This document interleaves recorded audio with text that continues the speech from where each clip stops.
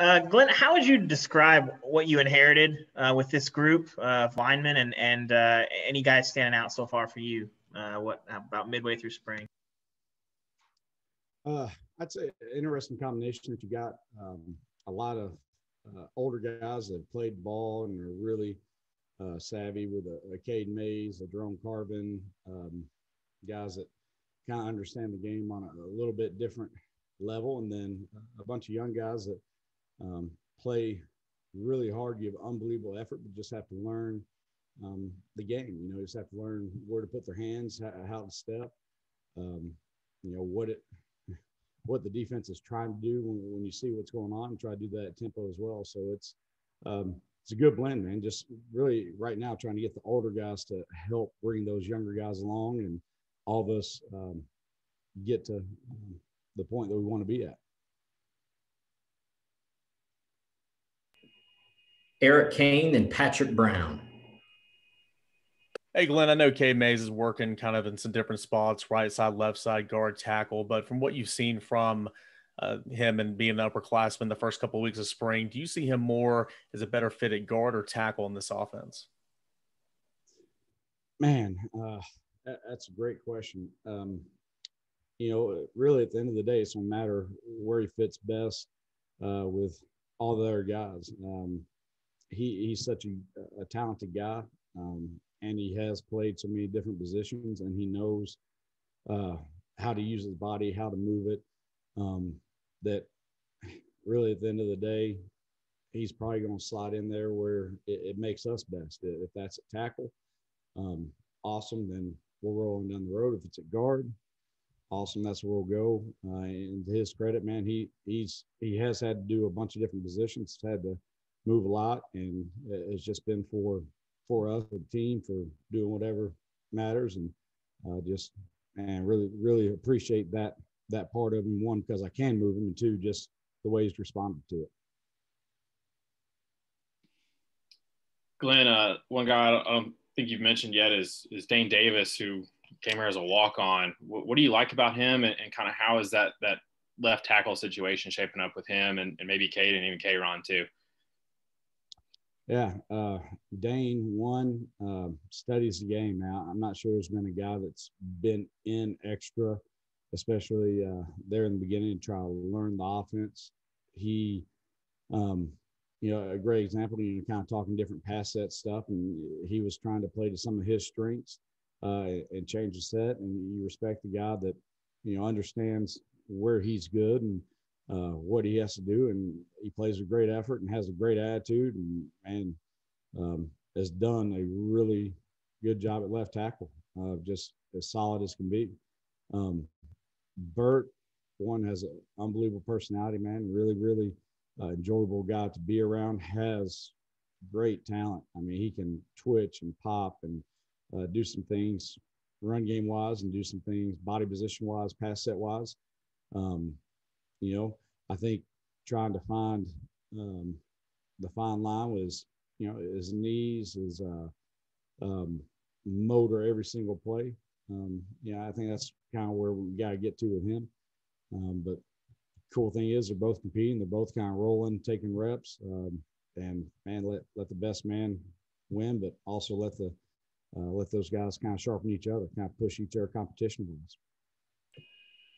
Brent Hubbs, then Ben McKee. Yeah, Coach, a couple of questions. One, are you where you thought you would be at this point in spring with this group? Are you a little further ahead, or are you a little further behind? And then secondly, what's the key to making the offensive line go in this offense? What do you need out of an offensive lineman most in this offense? Right. Gosh, where we're at, you know, I think we're in a good spot. The best tell of that will be when we get to scrimmage the second time. It's always where you make the biggest jump, because they get to see how to play with tempo, where they were slowing themselves down inadvertently, that you don't have to be in a panic, but everything is smooth as fast. Just knowing their awareness, I think that's where we'll probably make the biggest jump. And man, I can tell you where we're on track or we're not at that point. If we don't make the jump, then we got a ways to go. But we'll see there.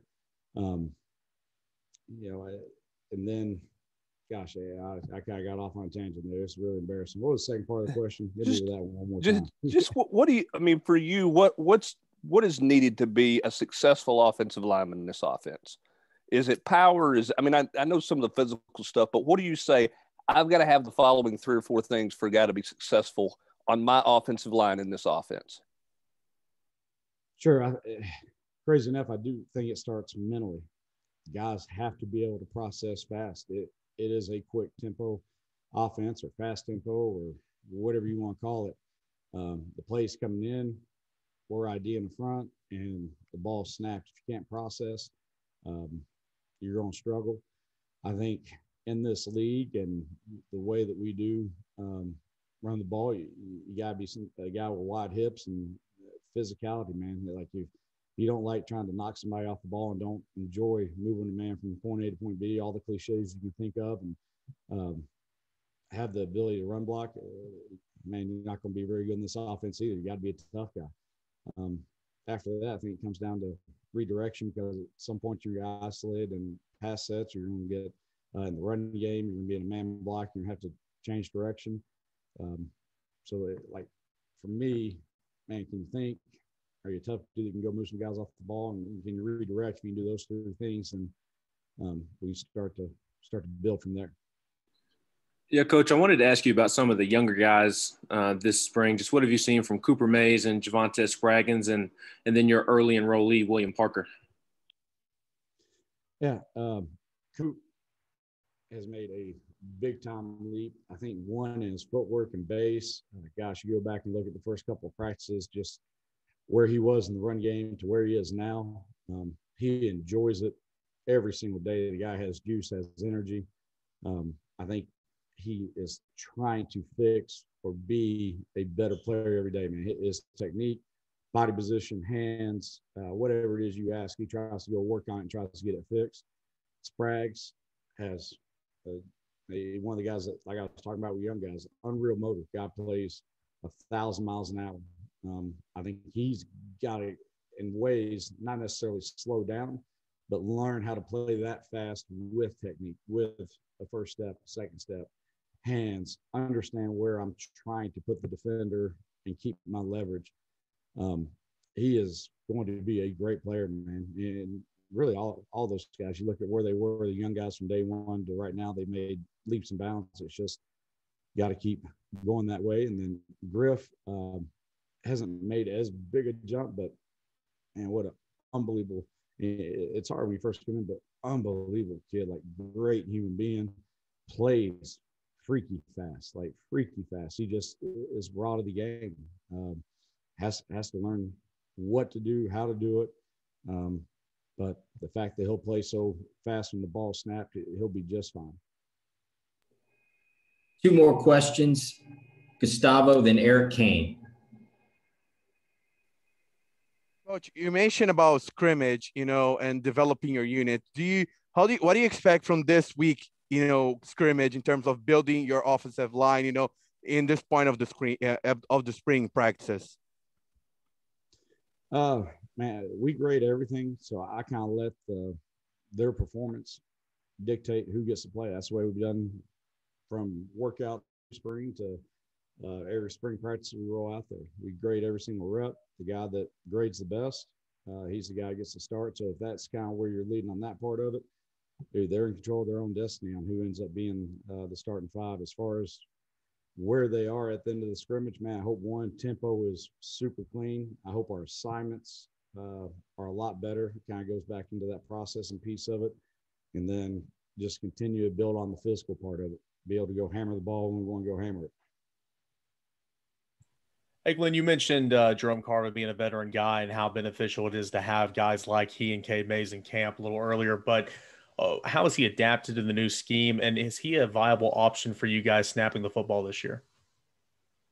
He is. He's played guard and center. Has rolled through. He's adapted really well. He's highly intelligent. Doesn't take but one time to tell him something, and he has it. And I tell you, he's got a gift for kind of explaining in a unique way.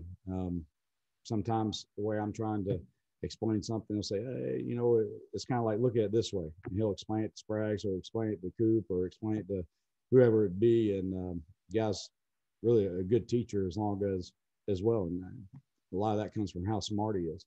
And really the fact that he cares and he has a genuineness to him that guys listen to him.